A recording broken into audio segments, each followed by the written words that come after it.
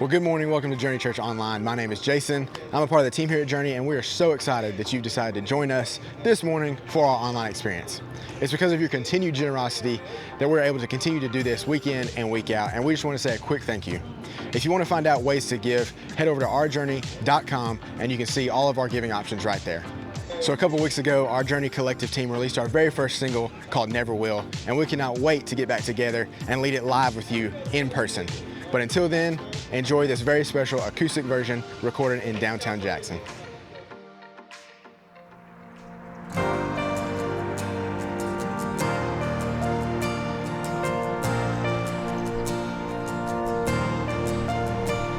When sorrow is all that we know, it feels like our God's letting go, but He never will.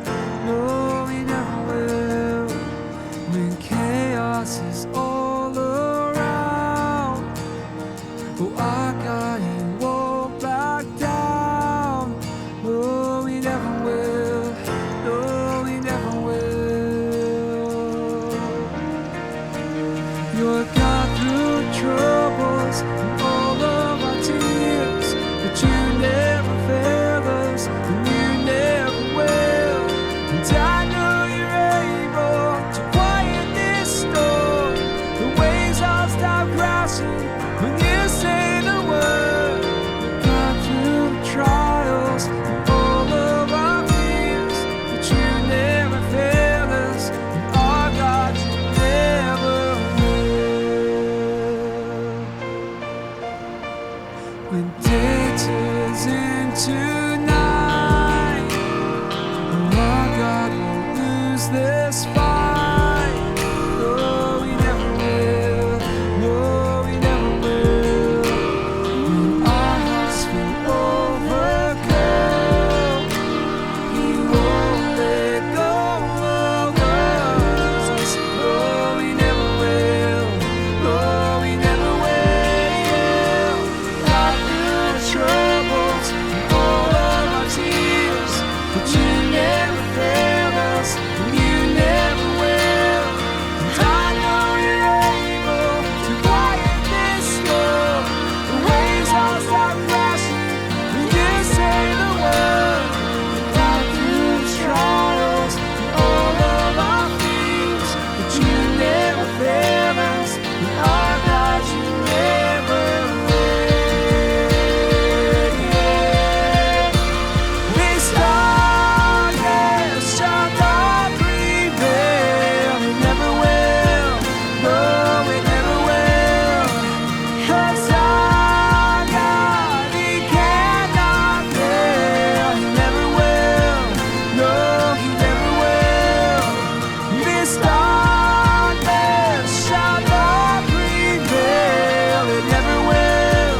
No, it never will.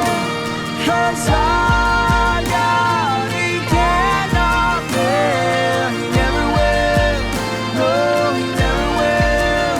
I know He never will. No, He never will.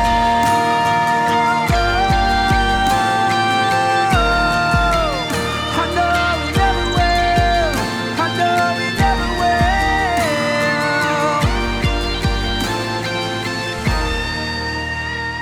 We got through troubles and all of our tears, but you never failed us, and you never will.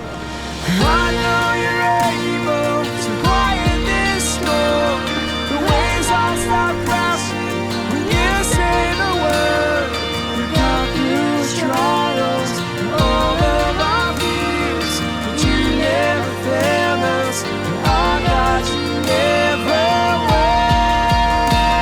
This darkness shall not prevail. It never will.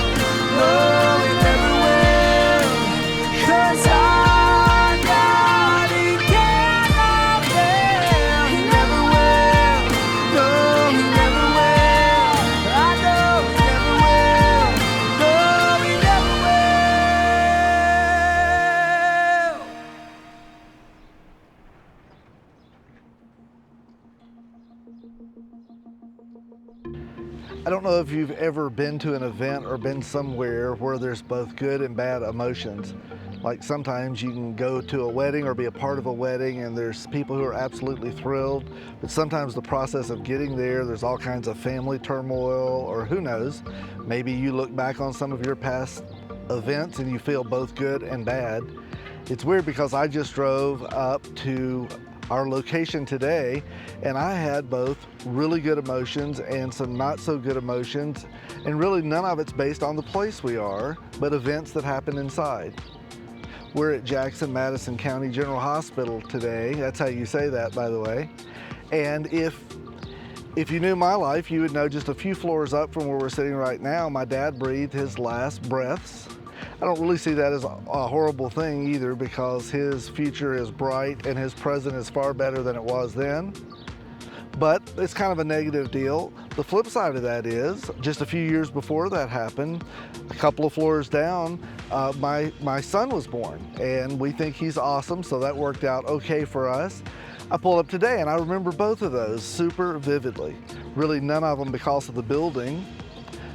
A lot of it, my memories are built around the people inside, and we were cared for in incredible ways, and people who knew what they were doing, helping us walk through pivotal times in life. I bet you've had some of those too. Well, today that's kind of what we're going to deal with. So Jeremy, why don't you take us there and help us understand two things that go with pivotal events.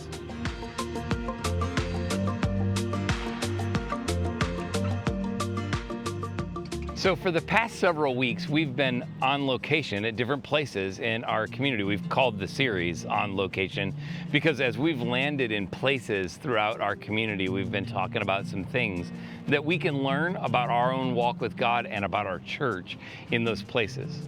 Today we're wrapping up, kind of a soft wrap up of our On Location series right here at what we know as the Jackson County or Madison County Jackson General Hospital place. You know what this place is, but even if you don't, you know of a place just like this in your community. Maybe it's around the corner or on the other side of town, whether you're in another community in East Tennessee or in Arkansas or on the other side of the world, visiting with us through the internet.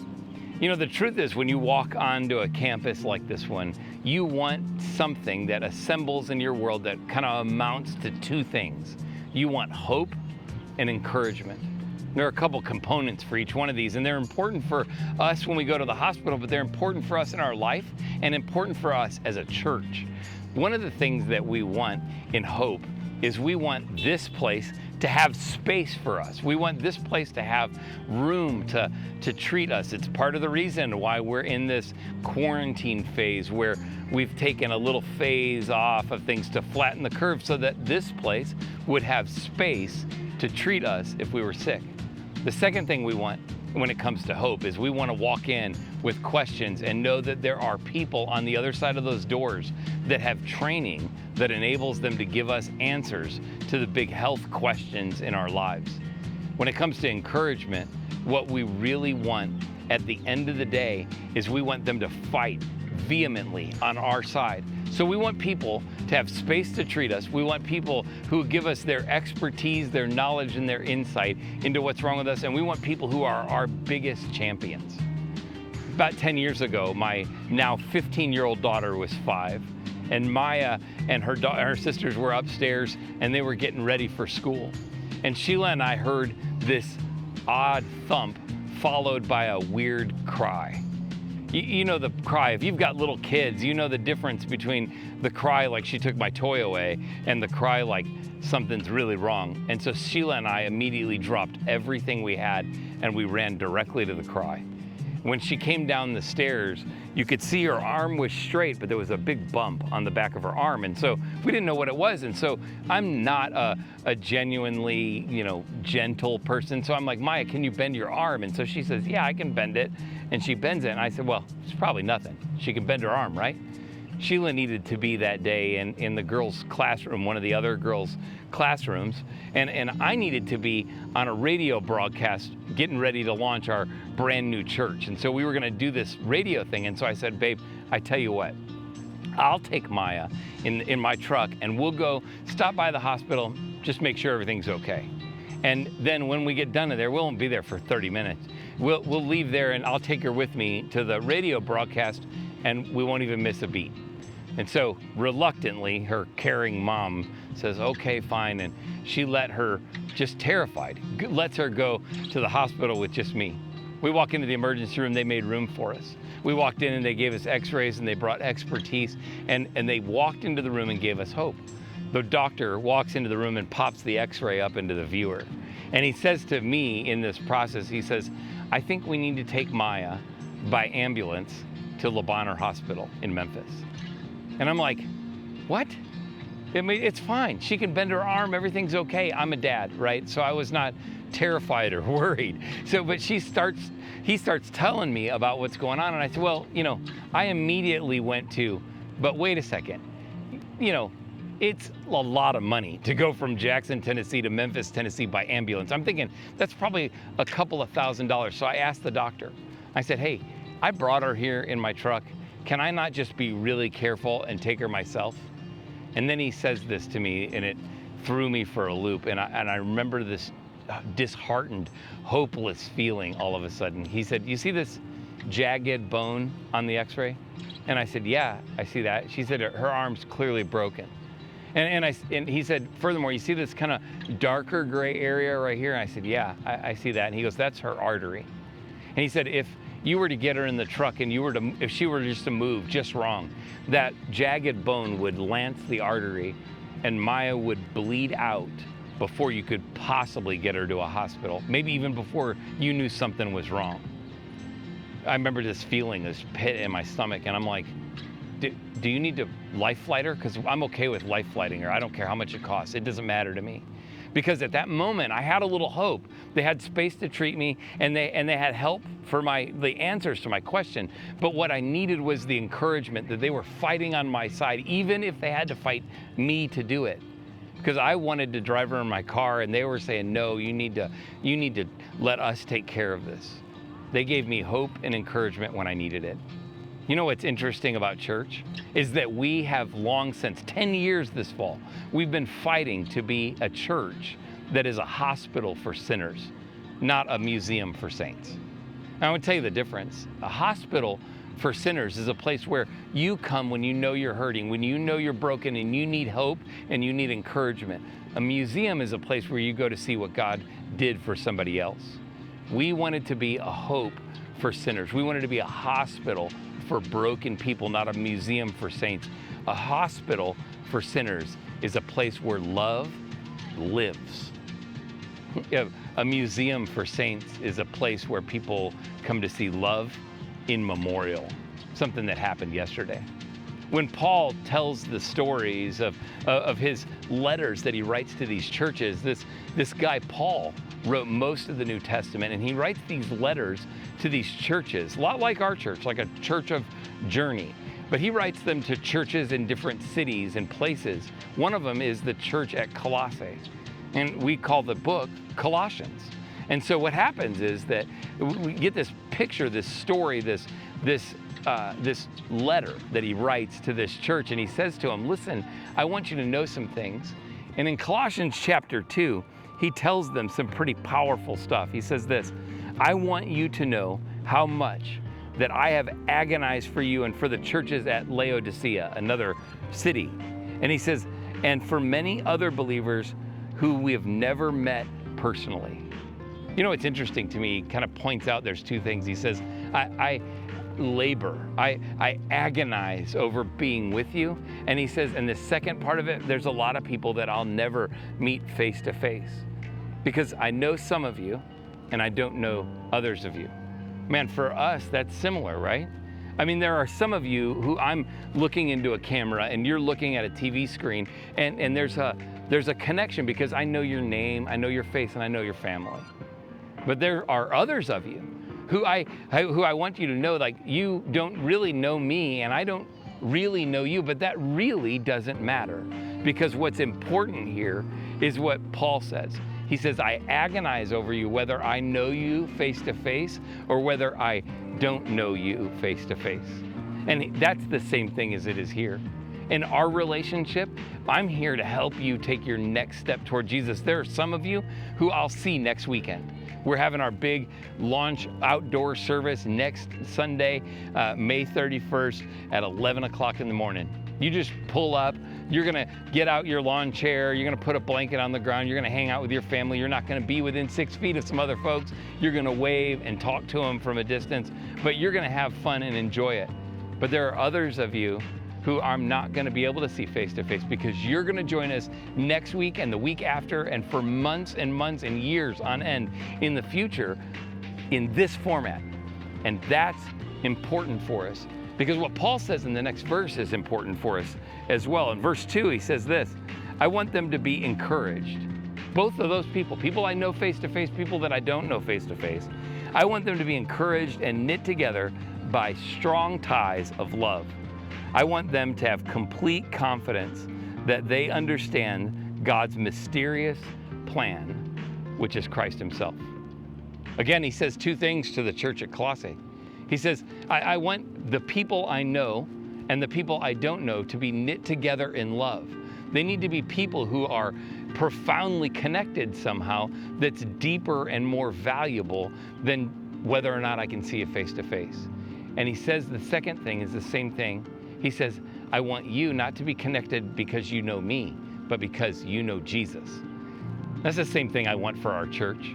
That's the same thing I'm dreaming as we're going into this new era of ministry, is that we're not just connected because you know me or you know our staff or you know a specific person who goes to some physical church, but because you're knit together, each other, with us, knit together in Jesus' perfect love.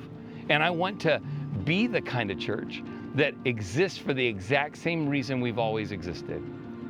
You've heard me say this before, but we don't exist to get people to go to church online. We exist to help people take their next step toward Jesus. And that's exactly the same today, before COVID, and forever after COVID.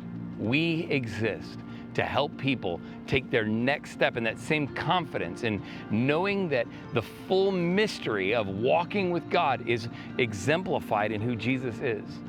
And we're going to do that radically different than we've ever done before. We're not changing the mission. What we're changing is our mode, our way of doing things. Forever, we've been a church located in one place. If you wanted to go to Journey Church, you somehow had to find your way to the tent in Three-Way, Tennessee, where you could just walk up and open the door and be smiled at and walk in and sit down and have a good cup of coffee and relate to people. But what we want to do as a church is we want to be a hospital, a place for broken people, not just who live in 731, but people who live all over the country and even around the world. We've been working together with a group of about a dozen people who are going to help us launch a new ministry to reach people in this online fashion far better than we're currently doing it.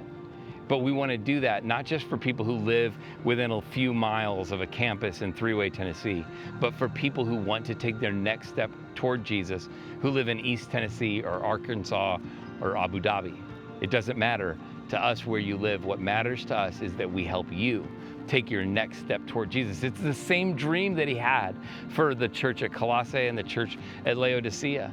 And he keeps on going in that as he tells us, like skipping down just to verse 4, he says in verse 4, but I want them to be encouraged and knit together by strong ties of love. I want them to have complete confidence that they understand God's mysterious plan, which is in Christ himself. And he says this, I am telling you this so that no one will deceive you with their well-crafted arguments.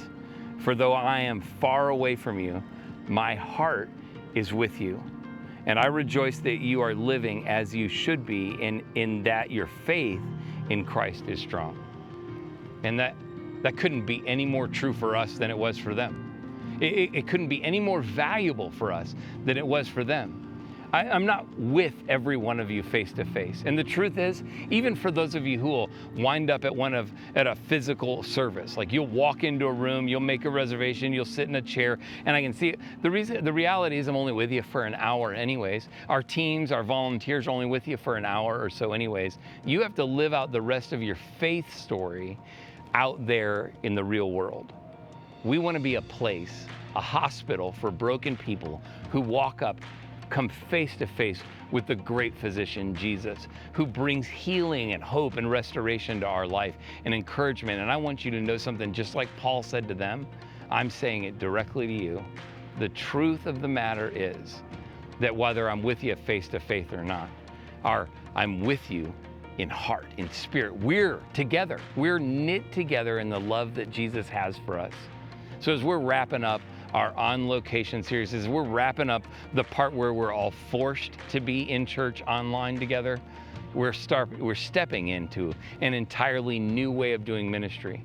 We as a church have significantly invested, all of us, you and me and our families have invested significantly to help people take their next step toward Jesus, whether they're staying home and watching online because they're caring for a sick loved one, or whether they're staying home and watching online because they've got to work on the weekend, or they're on vacation for the weekend, or they live in another part of the country and they can't make it to a physical campus.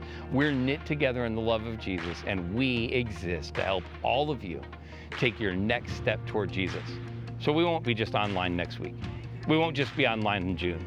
We're not going to be just online in July. We're going to be online until we can't do that anymore, until we can't help people take their next step toward Jesus. This is a huge opportunity for us, a huge new potential for us to continue to reach and disciple people and help them take their next step toward Jesus. And join us. Be there next week. Be there online. Be together, knit together in love, helping people take their next step toward Jesus. We'll see you there. Jeremy talked to us about encouragement. I just want to tell you, so many of you have been so encouraging over the last few weeks while things have been really scattered and upside down. For those of you, I know at least for me, who just sent a text or a direct message or something on Facebook, called just to encourage, thank you so much for that. It means more than you'd probably ever know. I'm really encouraged about next week. Now, I know some of you are far away, so it doesn't apply to you as much. I know some of you are not in a spot where you feel comfortable being out. But for so many of us, just to be together on our property next Sunday at 11, I am so excited about that. I can't wait to see you. We're going to host it. It's going to be great. I hope you can be with us. Another thing you've done so well to encourage is, for many of you, you've just been so faithful in your giving. It's easy sometimes out of sight and out of mind, and we're out of our normal routines, but so many of you, and I don't think it's accidental, have just week after week and month after month been so faithful in what you're doing, and for that we're incredibly grateful. You can always go to ourjourney.com and you can see your giving options there. However it fits you best, we're just grateful for it. Here's what we're doing is we're trying to be incredibly faithful to use those funds to do more to reach at least one more person for Jesus, because I think it's what you would want done. But thanks for being part of that. It's what family does. We'll see you next week, whether online or in person. Until then, have a great week.